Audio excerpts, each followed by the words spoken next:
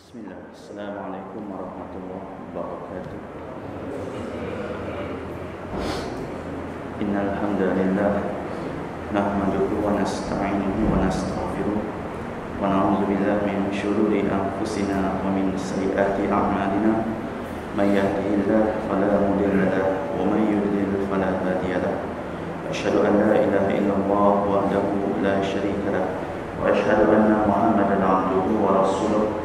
Allahumma salli ala Muhammad wa ala ali Muhammad kama sallaita ala ali Ibrahim innaka Hamidum Majid.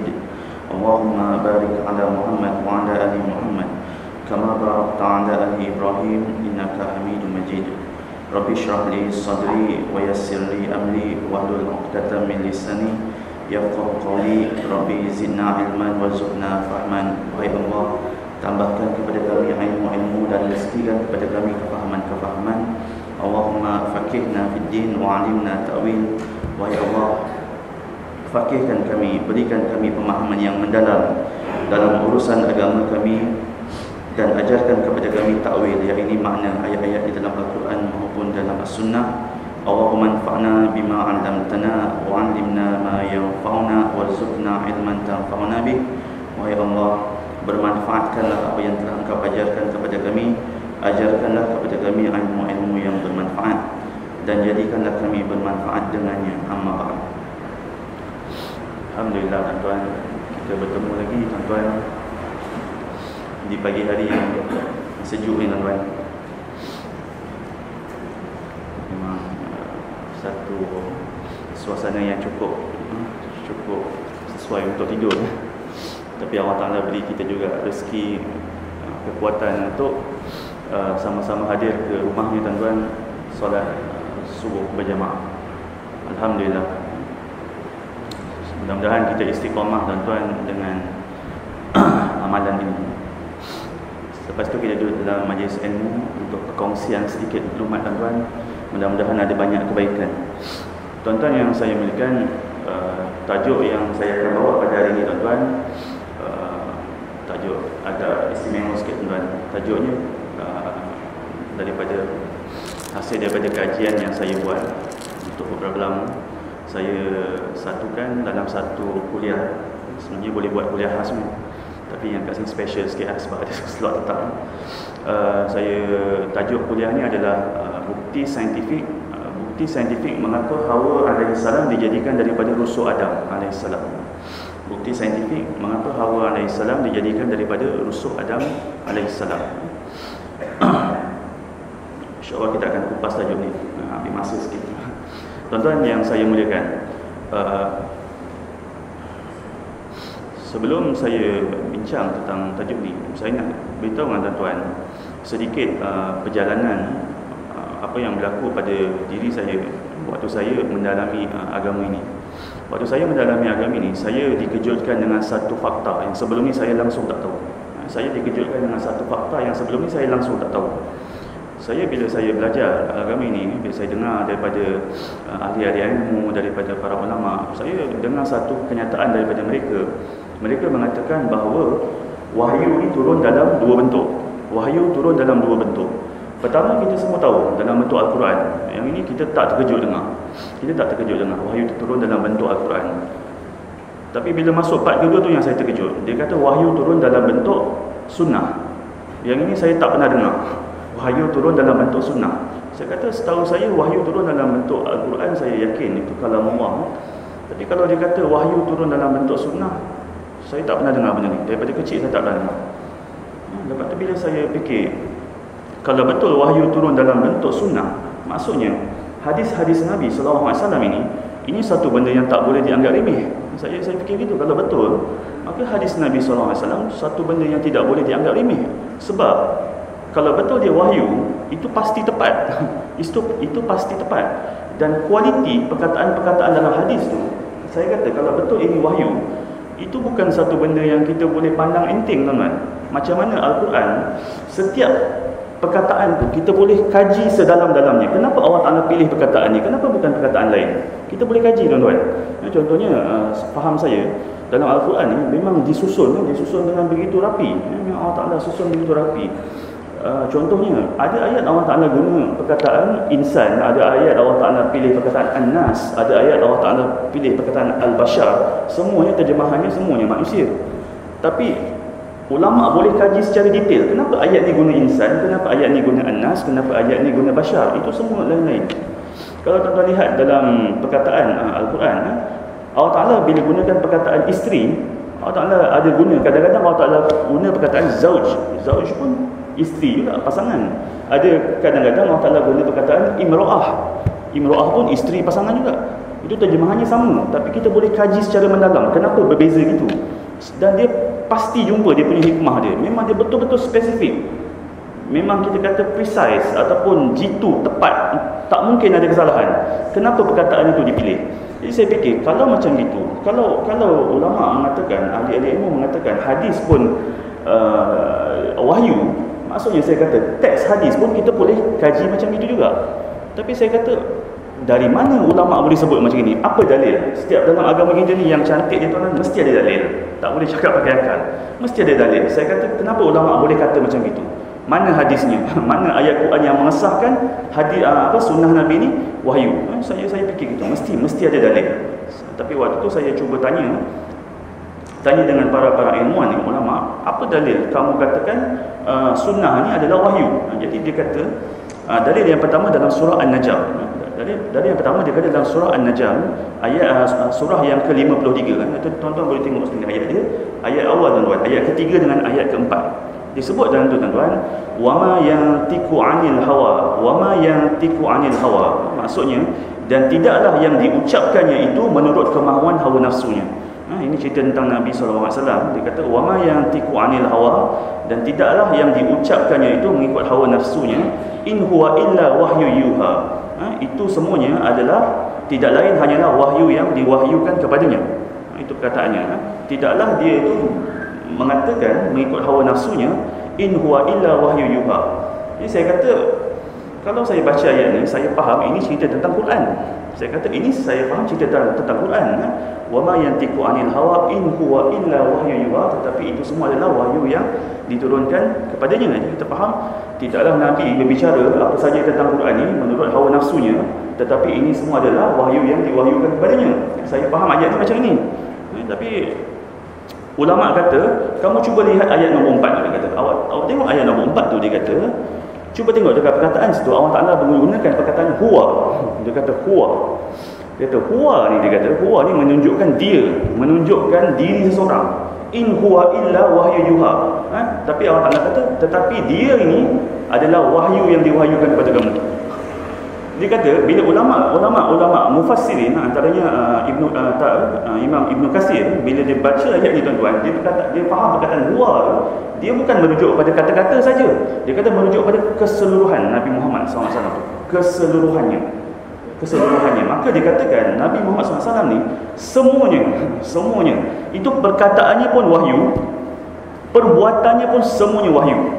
Dia kata semuanya wahyu. Semua yang keluar daripada mulut Nabi SAW itu wahyu, dan perbuatannya semuanya wahyu. Maksudnya Allah Ta'ala memang jaga apa saja pergerakan dia, walaupun pergerakan biasa, walaupun pergerakan jalan pergi masjid, dia bercakap dengan isterinya, dia makan dengan isterinya, dia bersenda gurau dengan sahabat-sahabatnya, dia bersenda gurau dengan anak kecil, semuanya wahyu. Jadi saya macam, saya cakap kalau macam ni hebat. Kalau macam ini, hadis bukan benda yang boleh dipandang remeh. Kemudian dibawakan lagi hadis yang kedua, dibawakan dalil hadis. Saya tanya lagi, apa lagi hujah dia? Dia kata hadis.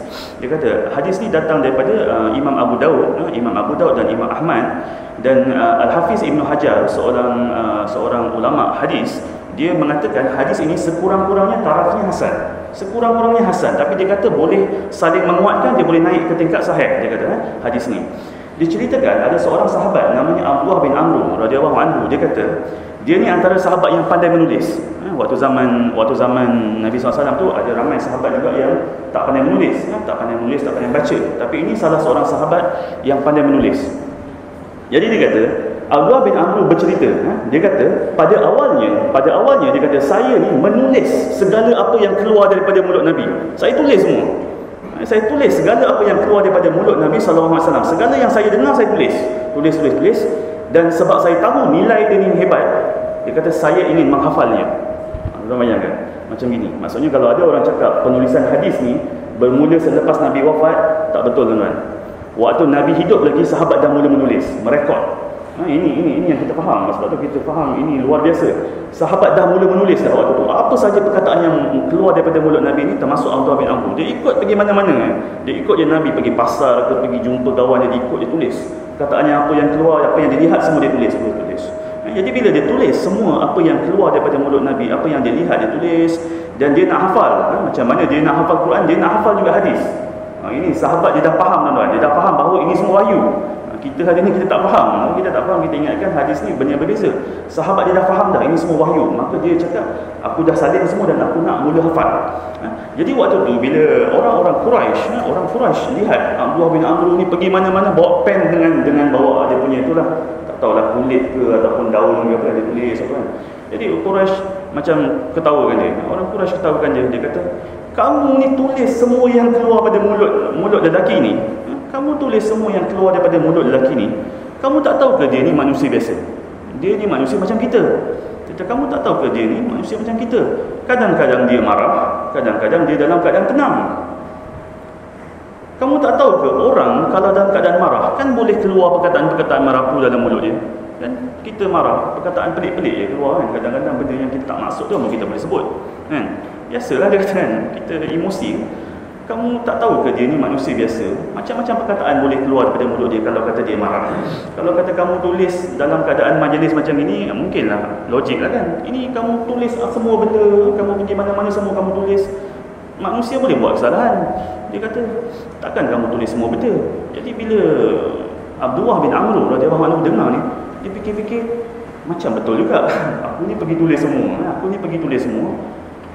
Takut ada benda yang salah, dia katakan takut ada benda yang salah. Jadi waktu tu dia kata disebabkan orang Quraisy timbulkan perkataan gini, maka dia pun berhenti sekejap menulis. Dia berhenti sekejap, dia pun letak dulu pen dengan kertas ni dan dia mula tak tulis. Tapi dia nak dapatkan kepastian dulu daripada Nabi sallallahu alaihi wasallam. Jadi kemudian Abdullah bin Amr jumpa dengan Nabi sallallahu alaihi wasallam. Dia tanya dengan Nabi.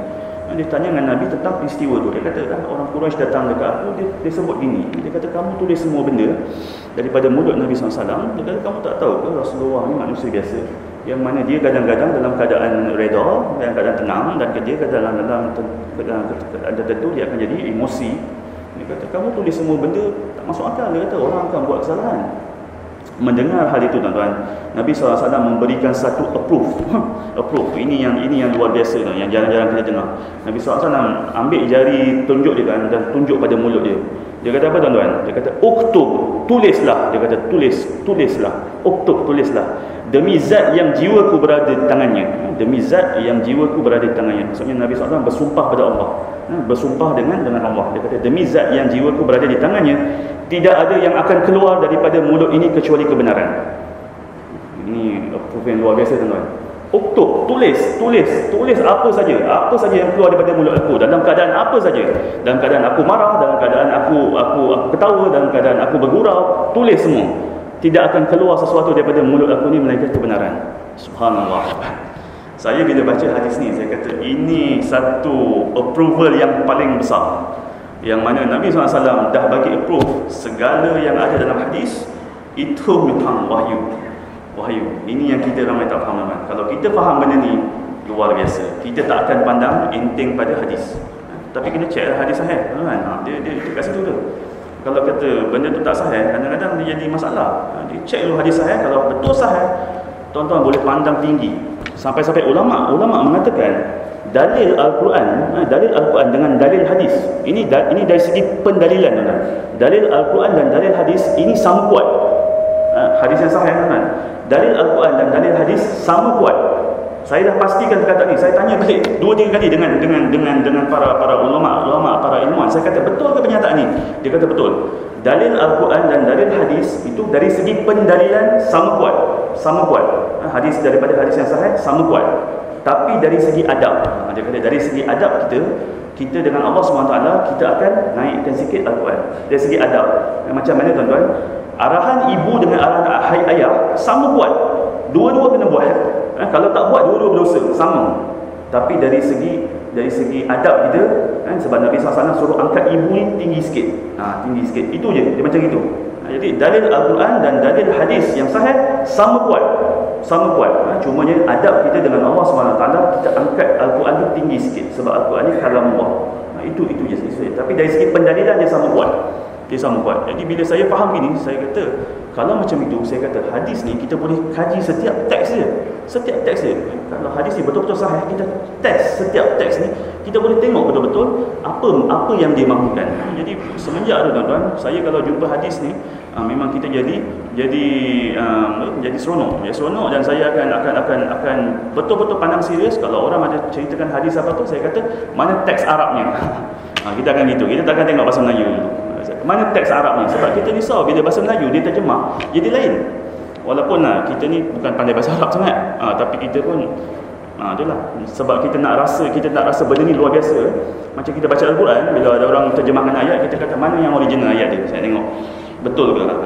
Bila kita orang cakap hadis, mana teks Arabnya, tak. Saya kata apa perkataannya yang digunakan ni, perkataan ni, okey, cuba cek dalam kamus, betul ke ini mak terjemahan dia ataupun ada terjemahan lain. Kita boleh sampai ke tahap itu. Kenapa Nabi SAW keluar pilih perkataan ni? Kenapa bukan perkataan lain? Itu semua boleh dikaji. Bila disebut habatus sauda tu, dia kata dalamnya ada penyembuh untuk segala penyakit. Saya kata mana teks Arabnya? Letak sini. Ada tak riwayat lain? Ada tak daripada imam lain yang bawa hadis ni? Kumpulkan semua. Lepas tu saya kata tengok perkataan semua tu.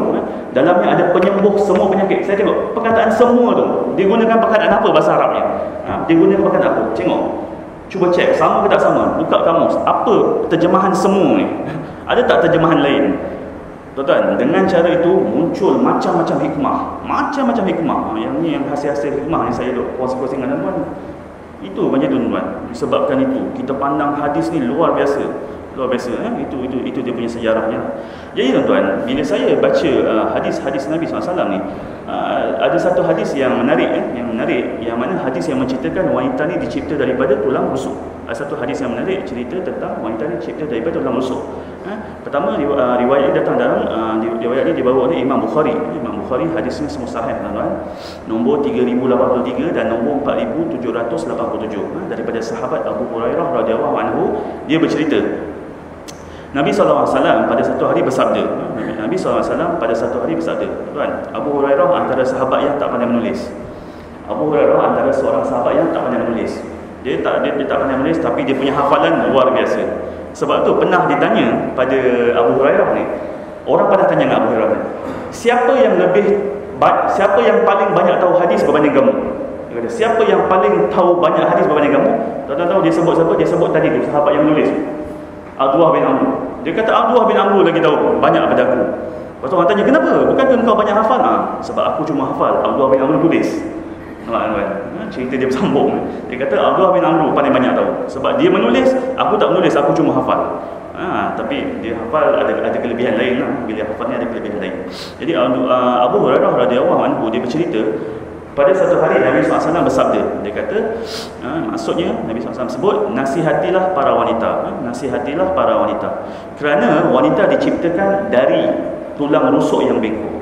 Nasihatilah para wanita kerana wanita diciptakan dari tulang rusuk yang bengkok. Dan yang paling bengkok adalah tulang rusuk yang paling pangkal. Maksudnya yang paling atas. Memang betul. Kita tengok dia punya bengkok dia, kalau yang atas ni dia betul, dia macam bentuk C. Itu kalau dia turun bawah sikit, dia buka sikit. Buka.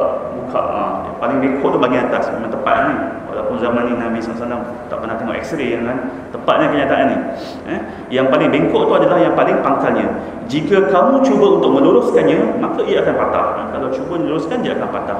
Namun bila mana kamu biarkan, maka ia akan tetap bengkok. Kalau kamu biarkan saja, dia akan tetap bengkok itu. Untuk itu Nabi sebut, nasihatilah para wanita. Ini hadis yang dibawa oleh Imam Bukhari. Digunakan perkataan min. Min ni kalau bahasa Arab maksudnya dari tulang rusuk. Kemudian ada hadis yang kedua daripada Imam Muslim, riwayat Imam Muslim, hadis nombor 2670. Hadis ini juga sahih tuan-tuan. daripada orang yang sama tuan-tuan, Abu Hurairah radhiyallahu anhu, dia beritahu tuan-tuan bahawa Rasulullah SAW bersabda, yang ni hadisnya lain sikit, sebut sesungguhnya wanita diciptakan dari tulang rusuk, sesungguhnya wanita diciptakan dari tulang rusuk, dan tidak dapat kamu luruskan dengan cara bagaimanapun, tidak dapat kamu luruskan dengan cara bagaimanapun. Jika kamu hendak bersenang-senang dengannya, kamu dapat bersenang-senang dengannya, dan dia tetap saja bengkok, namun jika kamu berusaha meluruskannya, nescaya dia akan patah, dan mematahkannya adalah menceraikannya. Ini maksudnya hadis. Nabi SAW sebut juga dalam hadis ni, tuan-tuan, wanita diciptakan daripada tulang rusuk. Jadi bila kita baca hadis ni dan kita dah faham hadis ni adalah wahyu dan ini adalah hadis yang sahih, maka kita katakan hadis ni, dia punya perkataan ni kita boleh pertanggungjawabkan. Bila Allah Taala, bila disebut dalam ni hadis Nabi disebut wanita diciptakan dari tulang rusuk, kita kata itu memang dari tulang rusuk, memang hakikat, bukan kata kiasan, tak, memang hakikat diciptakan daripada tulang rusuk. Cuma kita tinggal nak cari bukti lain. Jadi kita kata dalam Al-Quran ada tak benda yang confirmkan benda ni? Dan dalam Al-Quran ada, tuan-tuan, ada 2 ayat yang seolah-olah dia support kenyataan ini, tapi dia tak secara tegas menyebutkan wanita ni daripada tulang rusuk, tapi dia sebutkan wanita ni daripada Adam, cerita daripada Adam. Dalam surah Az-Zumar, ayat ke-6 disebut khalaqakum min nafsin wahidah thumma ja'ala minha zawjaha. Dia menciptakan kamu semua daripada diri yang satu, maksudnya Adam. Kemudian ia menjadikan daripada jiwa yang satu itu isterinya. Yang ini kita faham, maksudnya dia sama dengan kenyataan hadis tadi.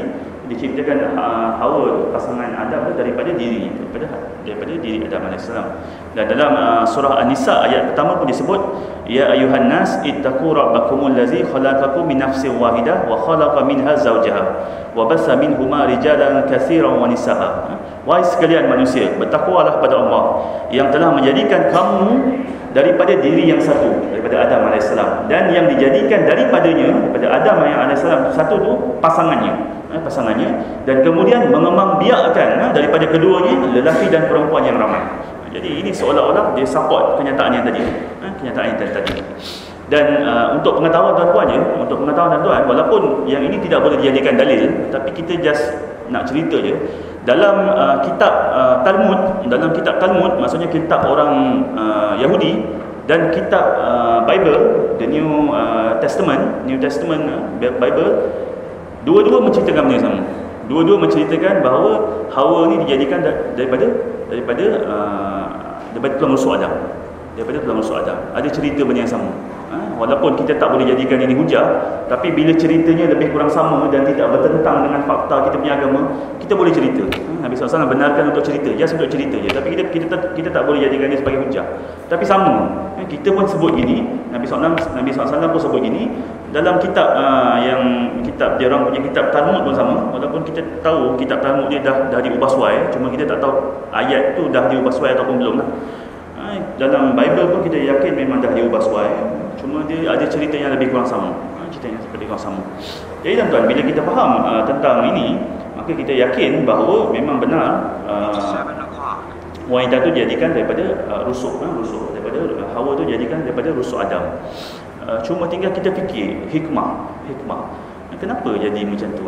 Tapi lepas sebelum tu tuan-tuan, kita fikir juga ada tak dalil daripada, ada tak bukti-bukti sains ataupun kajian-kajian daripada kajian-kajian bidang perubatan yang menunjukkan ada bukti yang menyokong hal ini? Ada tak bukti yang menyokong hal ini? Zaman-zaman tuan-tuan, bila mereka fikirkan tentang penciptaan wanita daripada rusuk ni, benda pertama yang akan melintas kat fikiran kita akan fikir secara mudah tuan-tuan. Yang ni fikir secara mudah. Saya pun sendiri terfikir, mula-mula saya fikir benda ni juga. Saya kata, entah-entah kalau kata perempuan ni diambil daripada rusuk lelaki, entah-entah rusuk lelaki ni kurang satu. Saya fikir gitu, entah-entah rusuk lelaki ni kurang satu. Kata, apa kata kita cuba kira. Jadi mula-mula tu kita cuba buat pengiraan juga. Pengiraan kira. Sebab kita pun tak tahu kan, tak entahlah mana tahu betul kan. Kira-kira. So bila kita kira tuan-tuan, sama dua belah. Rupanya lelaki dengan perempuan sama. Tak ada beza pun dalam rusuknya. Sama. Orang lelaki pun sebelah sini ada 12, sebelah sini 12, 12, 24. Orang perempuan pun sama. Kira sini 12, sebelah sini pun 12. Lepas tu 24. Lalu dia kata, rupanya sama. Tak dapat jawapan. Tak dapat jawapan. Bila tak dapat jawapan, kita fikir ada tak benda lain yang boleh cuba explain. Cuba explain perempuan ni daripada rusuk lelaki. Fikir tak dapat kan? Tak dapat. Saya ingat zaman berzaman orang tak dapat. Zaman-zaman orang tak dapat. Daripada zaman dulu, para ulama-ulama dulu pun, diorang mungkin diorang pernah mengira juga. Diorang pun tak dapat apa-apa maklumat. Tapi alhamdulillah tuan-tuan, sebab Allah Taala dah berjanji tuan-tuan. Allah Taala berjanji dalam Al-Quran, Allah Taala sebut sanurihim ayatina fi afaqi wa fi anfusihim hatta yatabayyana lahumul haqq. Allah Taala sebut sanurihim, kami akan terus menerus sampai akhir zaman, sampai kiamat. Kami akan terus menerus menunjukkan ayat-ayat kami. Kami akan terus menunjukkan ayat-ayat kami. Maksudnya kebenaran kami, bukti-bukti kebenaran kami fi afaqi wa fi anfusihim. Di pelusuk penjuru langit dan bumi, kami akan tunjuk tanda-tanda kebenaran di pelusuk bumi, wa fi anfusihim, dan juga pada diri-diri kamu. Maksudnya pada tubuh pada manusia ni. Daripada kajian lah. Bila orang kaji-kaji, Allah Ta'ala, kami akan tunjukkan kebenaran. Dan di seluruh pelusuk bumi, pelusuk dunia, dan pada diri kamu, hatta yatabayyana lahumul haqq, sampai dah terang hujah, maksudnya terang nyata, maksudnya dah tak ada lagi hujah untuk orang nak menafikan tentang kebenaran Al-Quran ataupun kebenaran daripada yang datang daripada Allah Ta'ala. Sampai, maksudnya Allah Ta'ala dah janji, Allah Ta'ala pasti akan tunjuk satu demi satu kebenaran. Jadi alhamdulillah, Allah Ta'ala memang zat yang berpegang pada janji. Allah Ta'ala tunjukkan satu kebenaran dalam hal ni. Dalam, saya ingat tahun 2014, kita dapat satu ilmu baru yang Allah Ta'ala buka, yang mana benda ni kita dapat faham, dia seolah-olah ada kaitan dengan apa yang kita bincangkan. Sebelum ni benda ni tidak diketahui. 2014, daripada kajian-kajian sains dan kajian perubatan, dia dapat tahu tentang hal ni. Okay, tentang ada kaitan antara penciptaan wanita ni daripada rusuk. Ada kaitan tentang penciptaan wanita ni daripada rusuk. Macam mana cerita dia tuan-tuan? Saya cerita dengan tuan, dia punya mula cerita dia macam ni. Pada tahun 2005 tuan-tuan, pada tahun 2005, ada seorang lelaki ni namanya Lee Spivak. Dia ni seorang warga negara Amerika Syarikat. Dia ni bekerja di sebuah perusahaan, di sebuah kedai. Dia jual alat kawalan jauh. Ini macam apa? Remote control, mainannya. Tapi bukan bentuk kereta tuan-tuan, yang bentuk kapal terbang. So dia bentuk macam aeroplane lah. Untuk aeroplane tu ada sayap. So depan itu ada demi kipas untuk yang orang main kapal terbang jadi terbang. Jadi dia main, dia ada benda tu. Dia buka kedai tu lah, jual benda-benda model-model permainan tu. Dan satu hari tu, tak tahu dia sendiri tengah main ataupun dia tengah test produk dia ataupun tengah dengan pelanggan dia. Waktu dia cuba alat tu, dia punya kipas depan tu kan pusing. Kipas depan tu pakai besi kan, bukan pakai plastik, pakai besi.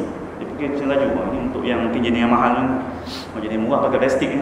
Kipas depan tu pakai besi. Jadi dia kata tengah kipas tu berpusing, tiba-tiba tangan dia ni terlanggar. Tangan dia kanan terlanggar, jari yang belah tangan ni dan jari yang hujung ni kan terlanggar pada dia punya kipas tu dan putus. Yang depan ni putus, lebih kurang paras kuku, putus depan ni. Jadi bila putus tuan-tuan, panik, berdarah, panik, waktu tu menjerit sakit. Jadi waktu tu orang cuba cari yang putus tu mana. Cari yang putus tu mana. Cari yang putus ni tak jumpa. Bila tak jumpa, cari tak jumpa. Macam mana tak tahulah, hancur ke macam mana kan. Jadi dia kata tak apa, tak jumpa tak apa, pergi hospital. Dia pergi hospital, doktor tengok, pasal doktor tanya benda sama. Kata mana ujungnya? Dia kata tak ada, dah cari tak ada. Kalau tak ada, tak boleh nak buat apa tak boleh nak buat apa. Dia kata kalau dah tak ada, dia nak buat macam mana? Dia kata doktor kata kalau dah tak ada muncung dia, apa yang kita buat? Kita akan jahit dia tutupkan. Lepas tu dia tanya, habis kalau dah jahit tutupkan macam mana? Macam itu lah. Tak boleh tumbuk balik? Tak boleh. Mana boleh tumbuk balik? Itu je lah. Habis tu jari ni pendek satu lah. Memang pendek satu, nak buat macam mana? Tak ada muncung dia. Pendek satu. Dia kata, nak ke tak nak? Dia kata, ni ada orang sign je. Kamu sign je kita buat. Kamu tak sign kita tak buat. Dia pun duk fikir macam mana nak buat ke tak buat ni, kata kan. Kalau tak ni memang pendek seumur hidup ni, kata ni. Memang jadi gitulah sampai bila. Kalau nak panjang pun kena beli alat, ada alat tiruan masukkan, tapi dia kena buka betul lah, tapi dia tak sama juga tuan. Dia punya warna dia tak cantik. Jadi dia fikir nak sayang ke tak sayang ni. Jadi lalas dia kata dia fikir sekejap. Dia fikir, dia teringat kat abang dia. Dia teringat kat abang dia. Lee Spivak ni teringat kat abang dia. Abang dia ni tuan-tuan, dia bekerja dekat satu universiti dekat Amerika Syarikat. Dia satu research team. Dia masuk dengan seorang profesor ni. Dia research team dekat dalam satu kumpulan ni. Dia tengah mengkaji tentang satu bidang baru dalam bidang perubatan, dipanggil regenerative medicine. Regenerative medicine ni dia satu bidang yang mengkaji macam mana kita nak tumbuhkan sel yang dah mati, sel dah mati nak tumbuhkan balik, macam mana sel yang dah tua kita nak hidupkan balik sel yang baru, dia gitu. Kalau macam orang kulit dah berkedut kan, tiba-tiba dia nak licitkan balik, ataupun macam mana orang kalau kata sel dah rosak, letak je dia tumbuh balik sel yang baru. Dia kaji bidang itu. Jadi dia teringat kat abang dia gitu. Jadi dia kata cubalah kontak abang dia, kok abang dia ada pendapat apa kan. Dia kontak abang dia, cakap abang dia cakap dia dekat hospital ni. Sekarang dia kata jari dia dah putus, dah tak jumpa depan ni. Doktor tinggal cakap sign je, doktor jahit dah tak boleh buat apa. So abang dia kata abang dia kata tak apa, jangan sign. Abang dia kata jangan sign. Tapi kalau tak sign nak buat macam mana? Dia kata tak apa, kamu tak payah sign. Dia kata kamu balik rumah, saya akan nak hantar kepada kamu satu serbuk ajaib. Saya akan hantar kepada kamu satu serbuk ajaib, magic dust. Dia kata saya satu magic dust, kamu letak dekat hujung jari kamu ni 3 kali sehari ke berapa kali sehari. Dia kata jari kamu akan tumbuh balik. Dia kata betul ke ni? Kata betul. Kata dia macam boleh percaya ke tak boleh. Tapi dia fikir-fikir pun kalau test pun bukannya rugi, kata benda tu memang dah tak ada dah. Kalau letak, kalau kata dia jahit pun benda tu gitu. Kalau dia test pun, kalau kata jadi ke tak jadi pun gitu juga kan. Dia kata bukannya rugi pun test kan. Dia kata cuba je lah. Dia pun balik rumah. Lepas tu tak lama tu datang bungkusan, abang dia hantar dalam botol. Dipanggil itu magic dust ataupun serbuk ajaib. Jadi mulalah dia letak kat situ, dia letak kat hujung jari dia. Bila letak dalam hujung jari dia tuan-tuan, letak ikut arahan yang abang dia berikan, lama kelamaan tuan-tuan, hujung jarinya tumbuh balik. Mula dengan tulang dia tuan-tuan. Tulang ni tumbuh balik macam pucuk tuan-tuan, kita dah potong jatuh tu, pucuk baru pucuk dia punya tulang. Lepas tu daging dia makin naik, kulit yang luar ni makin naik. Cukup 1 bulan, 4 minggu tuan-tuan, dah bentuk yang asal tuan-tuan. Dia punya panjang ni dah asal. Cukup 1 bulan dah macam panjang asal. Mula-mula parah sini dah muncul parah atas. Tapi waktu tu kuku belum tumbuh. Sampai 4 bulan kuku dah mula tumbuh tuan. Kuku tumbuh cantik balik dan saraf dia dah mula berfungsi macam biasa. Dia kata lebih kurang 4 bulan dia kata normal balik. Bila normal balik jadi itu tuan-tuan. Jadi dia pun happy lah. Dia cakap abang dia terima kasih semua. Lepas tu waktu dia tumbuh balik tu, dia mula bercerita dengan jiran-jiran dia. Cerita dengan jiran-jiran dia, kawan-kawan dia kata, jari aku benda ni tumbuh balik. Jadi waktu tu dia tak sangka, dia cerita tu, dia pun tak tahu sebenarnya jari ni tak boleh tumbuh balik. Jadi dia waktu tu dia cerita macam biasalah. Sekali tu orang yang dengar ni, rupanya orang pandang benda tu serius. Orang kata, mana boleh jari tumbuh balik? Kamu ni merapu. Dia kata, boleh ada ni tumbuh balik. Pakai apa? Dia kata ada pakai, abang dia bagi magic dust. Dia masukkan dekat internet apa semua. Jadi perlahan-lahan cerita tu tersebar sampai dapat tahu ni dekat media-media yang buat liputan-liputan ni dapat tahu, dan akhirnya dapat tahu dekat community science. Orang-orang pun dapat tahu. Mungkin zaman tu dah ada email ke blog kan, diorang dah masuk. Jadi timbul cerita ada seorang lelaki kat sana tu jari dia tumbuh balik. Jadi waktu tu diorang semua jadi heran dengan berita ni. Semua pun serbu dekat dia tuan-tuan, temu ramah dia. Betul ke jari kamu tumbuh balik? Dia cerita masuk dalam TV, surat khabar, masuk dekat majalah, masuk dekat rancangan-rancangan TV semua panggil dia. Jadi dia cerita betul tumbuh balik. Dia tunjuk. Jadi waktu tu tengah hangat dia punya cerita, memang hangat sampai memang terkenal dia ni. Dia kata Lelaki yang ada kuasa macam superhero. Superhero lah ya kan. Macam kita tengok komik-komik, terus tumbuh balik. Dia kata ini satu-satunya lelaki. Jadi lepas tu bila tanya pada dia ni, bila dia buat kajian, bila ditembak temu ramah, tanya dengan dia, apa rahsia dia? Dia kata magic dust. Ini serbuk ajaib. Jadi orang tanya, apa benda magic dust ni? Beritahu kami nak tahu. Ini kalau dia kata kami tahu ni, apa secret ingredient dia ni? Dia kata, oh ini macam-macam bisnes kita boleh buat. Semua yang pendek boleh dipanjangkan. Semua yang dah tua-tua ni boleh dibarukan. Dia kata, ini benda apa ni? Jadi waktu tu dia kata, dia tak tahu benda apa. Kalau nak tahu, jumpa abang dia. Jadi dia kata abang dia kerja dekat sini, jumpa dengan abang dia. Jadi mereka pun pergi cari abang dia ni, tanya apa benda bahan ni. Dan diberitahu dengan oleh abang dia, benda ni namanya extracellular matrix. Extracellular matrix. Kita nak pendekkan, kita pakai singkatannya ECM. Abang dia kata bahan ini nama dia ECM. ECM. Dia kata, oh ECM. Jadi dia kata ECM ni, dia kata awak dapat kat mana? Dia kata dia ada dekat badan manusia ni banyak. ECM ni banyak. Dekat badan manusia ada banyak. Dalam badan haiwan pun ada banyak. Tapi abang dia kata yang abang dia dapat ni daripada badan haiwan. Daripada badan haiwan. Jadi ECM ni daripada badan haiwan digunakan untuk adik dia ni memang tumbuh. Jadi waktu tu bila dapat tahu maklumat ni, itu saintis-saintis tu bukan main dia orang punya gembira. Semuanya pergi buat kajian pasal ECM ni. Semuanya pergi buat kajian pasal ECM ni. Ada yang bidang kosmetik tu guna ECM ni dekat bahagian muka, tengok boleh tak kulit ni jadi tegang balik. Yang bahagian doktor ortopedik tulang ni cuba ambil ECM ni letak dekat lutut. Lutut yang kita kata dah pelincir dah kurang, makcik-makcik yang sakit lutut tu, dia letak ECM, dia tengok boleh tak tumbuh balik rawan. Semua duk kaji pasal ECM ni waktu bila dapat tahu. Sebab dia rasa macam ini luar biasa, bahan yang luar biasa.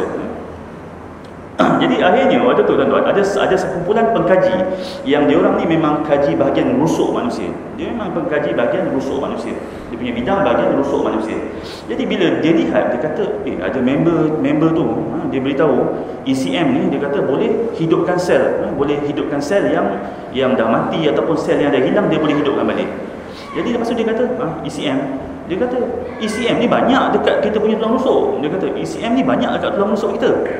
Dia kata, iya ke ECM? Dia kata, ECM ni banyak kat tulang rusuk kita. Kat tulang lain tak ada. Kat tulang rusuk ada, dia kata. Banyak. Lepas tu dia orang start fikir. Dia kata, entah-entah tulang rusuk ni, entah-entah kalau patah tercabut, ataupun kita remove, kita ketepikan, entah-entah dia boleh tumbuh balik. Waktu dia orang cuma buat satu andaian, agak-agak je. Sebab dia kata ECM banyak sangat. Dia kata, entah-entah tulang rusuk ni kalau dicabut, entah-entah boleh tumbuh balik. Waktu tu. Lepas tu dia fikir, masuk akal juga kan. Tapi dia kata tempat lain memang tak ada ECM, tulang lain memang tak ada, tulang rusuk je ada ECM. Dia kata entah-entah boleh tumbuh balik. Jadi dia kata betul juga, entah-entah boleh tumbuh balik. Jadi waktu tu dia kata dia nak cuba buktikan betul ke tak betul. Dia kata apa kata kita ambil semua file-file pesakit-pesakit yang pernah kita buang dia punya tulang rusuk ni. Dia ada penyakit yang diorang buang tulang rusuk kan. Dia kata kita cuba ambil file-file yang lama-lama ni, pesakit-pesakit yang kita cuba buang dia punya tulang rusuk ni, cuba kita lihat lepas beberapa bulan lepas tu ada tak dia punya tulang rusuk ni tumbuh. Selama tu pun dia orang tak faham sangat benda ni. Jadi dia kata cuba cari. Maka dia orang pun ambil kes-kes yang lama-lama yang mana mereka pernah buang tulang rusuk. Bila dia ambil kes-kes ni, dia tengok dia punya follow up lepas 6 bulan, lepas 9 bulan. Dia ambil. Waktu tu memang dia orang perasan memang rupanya tulang rusuk ni, dia kata bila kes-kes yang sebelum-sebelum ni dia orang buang tulang rusuk, ada kes tulang tumbuh balik, ada kes tak tumbuh balik. Jadi waktu tu dia orang fikir, kenapa yang ini tumbuh, yang ni tak tumbuh, yang kawan ni tumbuh, yang ni tak tumbuh. Waktu tu dia orang dah start pelik. Dia kata jangan-jangan yang tumbuh ni waktu kita buang tu, kita tak buang sekali dia punya ECM. Sebab dia buang tulangnya tapi ECM-nya dia tinggalkan. Sebab tu dia tumbuh balik. Yang tak tumbuh ni, kita dah tunggu sampai setahun, kita datang follow up tengok tak tumbuh-tumbuh juga. Ini entah-entah kita buang dia punya ECM. Dia cek, rupanya betul tuan-tuan. Rupanya betul. Dia orang memang sebab tu. Sebab selama ni dia orang tak tahu pasal ECM tu. Jadi dia orang kalau bedah, dia orang potong. Dia orang tak ada hati-hati langsung. Tapi selepas dia orang tahu tu, dia orang cek, dia kata ada satu kes tu 8 cm tuan-tuan. 8 cm. Yang itu dia buang dalam masa 6 bulan tumbuh balik. Tuan-tuan kena bezakan sambung dengan tumbuh kan. Kalau tulang kita sebelum ni kita tahu kalau patah Kita tarik balik, doktor tarik balik, letak balik rapat-rapat, lepas tu simen, jangan bagi bergerak, 6 bulan disambung. Ini namanya sambung. Ini kalau kata tumbuh balik ni, ni macam ni patah, yang ni tercabut ni, hilang. Katalah orang kita dah potong kaki dia, amputate dah putus kaki ni, tiba-tiba tumbuh balik, tumbuh. Itu namanya tumbuh. Jadi dia kata tulang rusuk ni bila dah diambil keluar 8 cm tumbuh balik. Dia kata, oh, rupanya ECM ni, dia kata ECM. Jadi dia kata kita nak confirmkan, dia kata cuba kita buat model pada tikus. Maka dia ambil tikus, dibuat pembedahan. Grup yang pertama tu dibuang dia punya tulang campur dengan ECM dia buang. Grup yang kedua dibuang tulang saja, ECM dia tak buang. Ternyata tuan-tuan, yang dibuang dua-dua ni memang tak tumbuh-tumbuh. Dia tumbuh sampai 6 bulan tak tumbuh-tumbuh. Tapi yang kumpulan yang dia buang tulang, ECM-nya dia tak buang tuan-tuan, tumbuh balik. Dalam masa beberapa bulan, 3 bulan, 6 bulan tumbuh. Jadi normal balik, keras balik macam biasa. Jadi waktu tuan-tuan, dia orang buat satu kesimpulan ni tahun 2014. Dia buat satu kesimpulan baru. Dia kata ini fakta yang kami dapat buktikan, satu-satunya tulang dalam tubuh badan manusia, satu-satunya tulang dalam tubuh badan manusia dewasa yang boleh tumbuh balik, dia kata adalah tulang rusuk. Dia buat kenyataan gitu. Satu-satunya tulang dalam tubuh badan manusia lelaki, manusia dewasa yang boleh tumbuh balik adalah tulang rusuk. Tak ada tulang lain yang boleh tumbuh balik. Dia kata, dia buat kenyataan gitu. Sebab dia kata kami dah buktikan itu. Bila orang tanya kenapa, dia kata sebab kehadiran ECM. Jadi semenjak tu tuan-tuan, kalau ada apa-apa saja kejadian, kalau kata contoh orang ada kemalangan, hidung ni tertanggal ke ataupun terkoyak, kalau doktor nak repair, doktor akan ambil daripada tulang rusuk. Semenjak doktor akan ambil daripada rusuk. Doktor akan ambil dia punya rawan daripada rusuk ni, ambil daripada sini, tampal kat sini balik, repair balik. Lepas tu kalau kata tengkorak ni, katalah contoh kan, accident kan, pecah. Bila dia nak repair balik tu, ada tengkorak yang dah hancur, so dia nak letak balik tu, dia akan ambil tulang daripada tulang rusuk. Ambil tulang rusuk. Kadang-kadang sampai banyak operation. Kadang-kadang dah jahit sini, tiba-tiba alamak, sini pula nak repair bulan depan. Ambil lagi rusuk lagi. Ambil rusuk je kerjanya. Bila tanya dengan doktor tak nak ambil tempat lain ke? Dia kata ambil kat rusuk senang, nanti dia tumbuh balik. Dia akan jawab gitu. Ambil rusuk. Tak payah ambil tempat lain, ambil kat rusuk sebab dia tumbuh balik. Dia tumbuh balik. Jadi waktu tu mula tahu, dalam bidang perubatan mula tahu rusuk adalah satu-satunya tulang yang boleh tumbuh balik. Tak perlu risau. Kalau nak guna buat tampal apa-apa, ambil daripada tulang rusuk.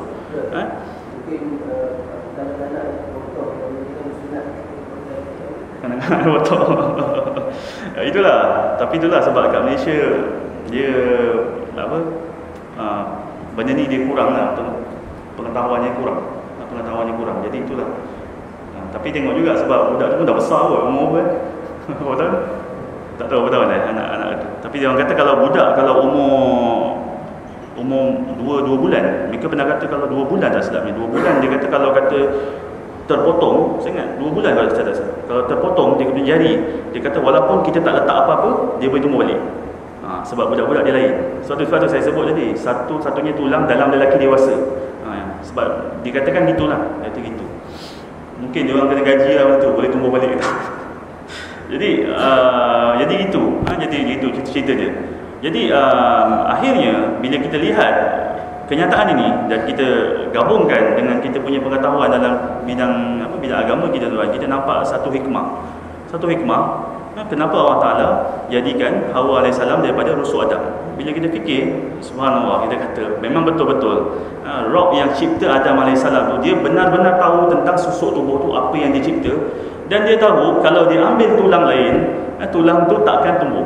Dia tahu kalau dia ambil tulang lain, Adam AS akan cacat seumur hidup, takkan tumbuh. Tapi Allah Ta'ala tahu bila dia ambil rusuk tuan-tuan. Dan ini lagi hebat tuan-tuan, Allah Ta'ala pun tahu dia ada kehadiran ECM tu. Dia tahu teknik macam mana nak ambil. Sampai akhirnya bila Allah Ta'ala ambil rusuk tu tuan-tuan, rusuk Adam AS tumbuh balik. Dan Adam AS tetap hidup macam orang biasa, tak ada mengalami kecacatan.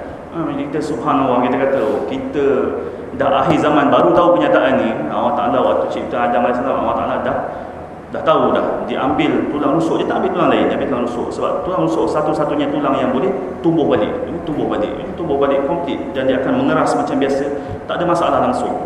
Ini daripada sudut hikmah saintifik yang kita nampak. Ini rahsia dia. Kenapa rusuk jadi pilihan untuk jadikan Hawa alaihissalam. Selain daripada itu tuan-tuan, kita nampak hikmah lain juga. Ini daripada sudut saintifik. Kita nampak hikmah lain. Kenapa Allah Ta'ala jadikan Hawa alaihissalam tu daripada rusuk Adam?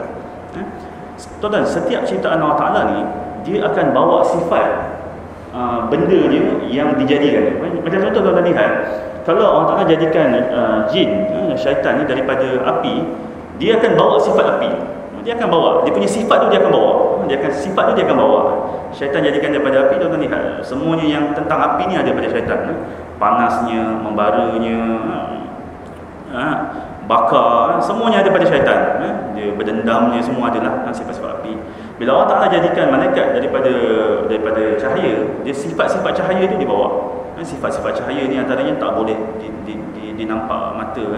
Lepas tu cahaya bergerak sangat laju, sangat laju. Tuan-tuan tahu cahaya bergerak laju berapa? Kelajuan cahaya tuan-tuan dikatakan 300,000 kilometer, 300,000 kilometer sesaat. Itu laju cahaya. Satu saat tuan-tuan, tik, itu 300,000 dia pergi. Itu cahaya. Jadi kita boleh bayang, subhanallah, kalau macam itu punya laju, kita kata memang betul lah malaikat laju. Kita tengok waktu Isra' Mi'raj, satu malam dia boleh naik 7 langit. Kita ni langit yang nombor 1 pun belum habis kita jelajah kan, belum habis jelajah. Langit 2, 3, 4, 5 tak tahu besar macam mana. Langit malaikat laju daripada cahaya, dia punya sifat tu dia bawa. Jadi bila Hawa alaihissalam dijadikan daripada rusuk tu, sifat rusuk tu dibawa. Apa sifat rusuk tu? Sifat tulang rusuk ni apa? Nombor 1 tuan-tuan, sifat tulang rusuk ni kalau tuan-tuan lihat, kalau tuan-tuan susun semua tulang yang ada dalam badan manusia ni ada 206 tulang. Lelaki dewasa dia ada 206 tulang, 206. Kalau tuan-tuan susun satu-satu tulang rusuk ni, saya boleh katakan kebanyakan rusuk tu, kebanyakan tulang manusia ni semuanya lurus, tegak. Semuanya tegak lurus. Kita punya sini lurus, jari semua lurus. Cuma ada beberapa yang berbeza. Kita akan tengok ada dekat kita punya pelvic ni, pinggul ni dia ada bentuk macam mangkuk. Tengok pun taklah cantik sangat, bentuk macam mangkuk. Kalau tengkorak ni tuan-tuan terbalikkan pun tak cantik, bentuk macam mangkuk. Tapi tulang rusuk cantik kan. Tulang rusuk yang paling cantik. Dia punya lengkung tu cantik kan. Lengkung cantik. Tuan-tuan tahulah, melengkung ni dia cantik, memang cantik. Kita tengok pun kereta kalau tegak je 4 segi macam Proton Saga, tengok macam ini macam kotak. Tengok Mercedes baru tu dia punya lengkung dia, wow, kita tengok kita kata wow ni seksi. Tengok je kita kata seksi. Kan dia melengkung. Jadi kita tengok tulang rusuk tu cantik, memang cantik. Maka tuan subhanallah, dia punya sifat ni bila Allah Ta'ala jadikan wanita dia ikut, maka perempuan ni memang jadinya cantik. Jadi cantik. Itu satu, dijadikan Hawa daripada rusuk dia dapat sifat cantik. Yang kedua, sifat tulang rusuk ni dia elastik. Dia elastik. Kalau kata tulang tegak tuan-tuan, kalau kata tuan-tuan tarik, tekan, pok, patah. Tulang tegak. Tapi tulang rusuk ni dia punya keadaan dia bengkok itu. Kalau tuan-tuan tekan, beri dia punya pressure, tekanan dia bengkok, tapi dia tahan lagi tu. Dia belum patah. Tahan, bila dah lepas dia balik untuk asal. Dia elastik. Dia tak macam tulang tegak. Tulang tegak ni tuan tekan sikit, patah. Memang patah. Yang ini dia boleh tahan. Dia boleh tahan, dia melengkung. Lepaskan, dia macam tu tulang rusuk.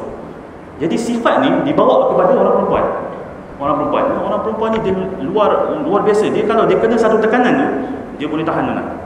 Memang boleh tahan. Saya tak tahu tuan-tuan perasan ke tak, tapi saya perasan. Memang orang perempuan ni memang tahan. Dia kalau diberi tekanan dia tahan. Macam saya tengok isteri saya ni lah untuk uruskan anak-anak 5 orang kan. Tak tahulah rumah tu jadi macam apa. Kita kadang-kadang tengok time anak buat bangai tuan, kita pun dah tahan, kita masuk fikir tutup. Tak boleh dah, kita kena tenangkan fikiran. Tapi dia boleh handle tuan. Sekejap tu tukar lampin, kejap sambil masak, sambil cuci baju, dia boleh tahan tekanan. Saya kata subhanallah, luar biasa. Dia punya tahan pada tekanan ni luar biasa orang perempuan. Orang lelaki kadang-kadang pun dia boleh tahan sekali. Tapi sekali je. Tapi sudah. Tapi kalau perempuan dia kena tahan, dia kena hari-hari tu. Dia boleh tahan juga. Besok malam tu tidur, besok kena lagi tekanan. Okey. Itu sifat orang perempuan. Kalau tengok orang perempuan mengandung. Masuk awal mengandung tu muntah. Isteri saya dengan mengandung, muntah. Saya tanya dengan dia, agak-agak lepas ni nak mengandung lagi. Dia kata tak, tobat tak mau lah kata. Teruk sangat lah, dia kata tak mau. Masuk 3 bulan lagi teruk muntah lah, mabuk semua tak boleh. Sekarang tengok ayam tak boleh. Ayam tengok makan pun tak boleh ayam. Sekarang hari-hari kat rumah tu makannya daging. Daging hari-hari. Ayam tak boleh tengok langsung. Tak tahu kenapa ayam tak boleh. So bertukar ya. Jadi dia muntah, sakit sana sakit sini. Kita tanya dia sama tak mau. Itu belum masuk nanti buat bersalin lagi sakit. Tapi tuan-tuan, sakit itu kita tanya dia, lepas ni nak mengandung lagi. Dia kata tak mau, dah cukup. Tapi bila lahir je anak, tengok je muka baby. Waktu tu kalau saya tanya dia, saya dah try dah 5 anak saya tanya. Nampak je muka baby, saya tanya dengan dia, lepas ni nak mengandung lagi tak? Dia kata boleh. Bukan hari tu cakap tobat, dah tak mau. Dia kata alah sikit je kata. Saya macam wow. Ini luar biasa orang perempuan. Dia tekanan. Dia kalau kena caranya, dia boleh patah balik bentuk macam biasa. Ini kalau dia merajuk tuan, dia merajuk. Kena je cara dia, dia balik macam biasa. Dia okey. Ini siapa yang dah tahu taktik ni tuan? Yang dah tahu taktik ni, Encik Jamil. Encik Jamil maju 3 tu. Dia tahu ni, nak kahwin ni isteri dia marah, dia tahu. Tak apa, dia kata kahwin je. Aku tahu taktik dia. Taktik dia tuan.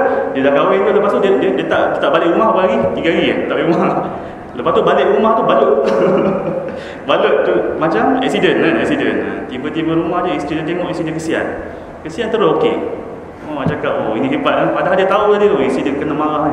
Dia tahu taktik dia macam mana cara nak pujuk. Jadi kalau kena cara pujuk dia, dia patah balik bentuk asal. Ini sifat. Dia bawa sifat tu elastik.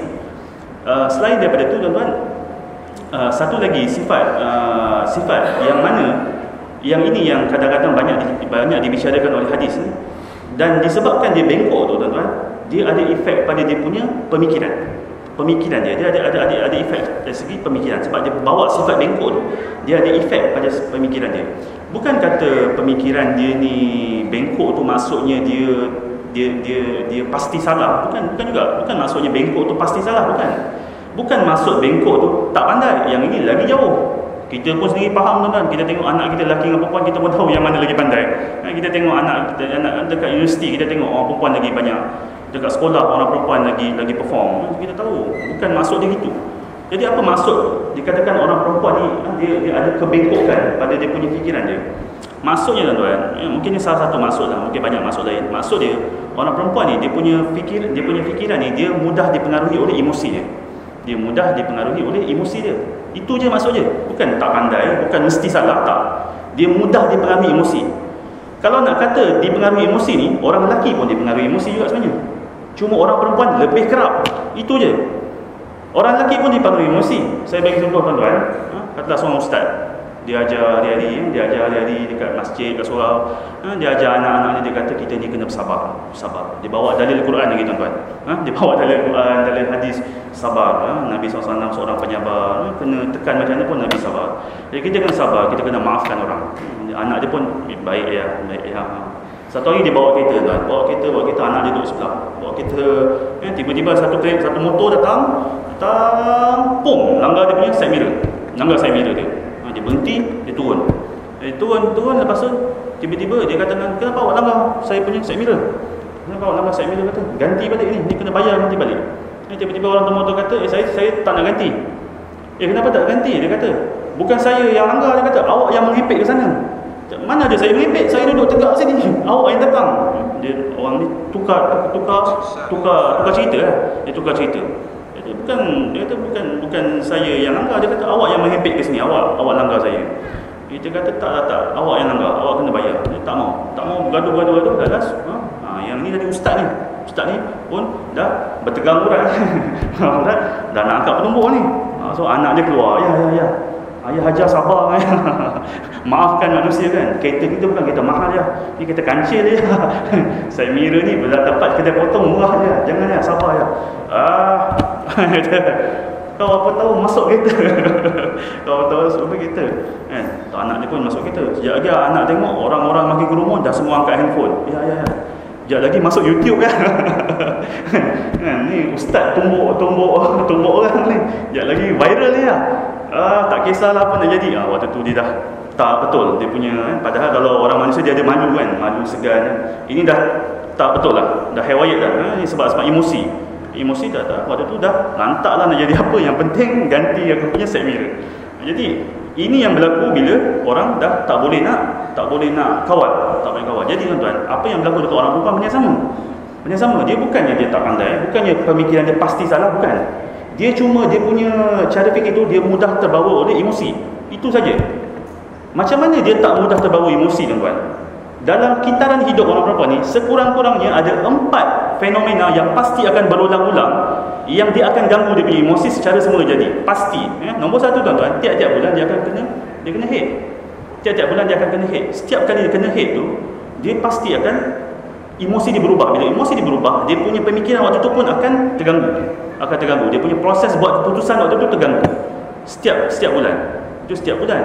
Bila mengandung, tuan-tuan, sekali lagi perubahan hormon 9 bulan terganggu lagi sekali. Lepas tu nanti waktu menyusu sekali lagi, tuan-tuan, terganggu lagi perubahan hormon lagi.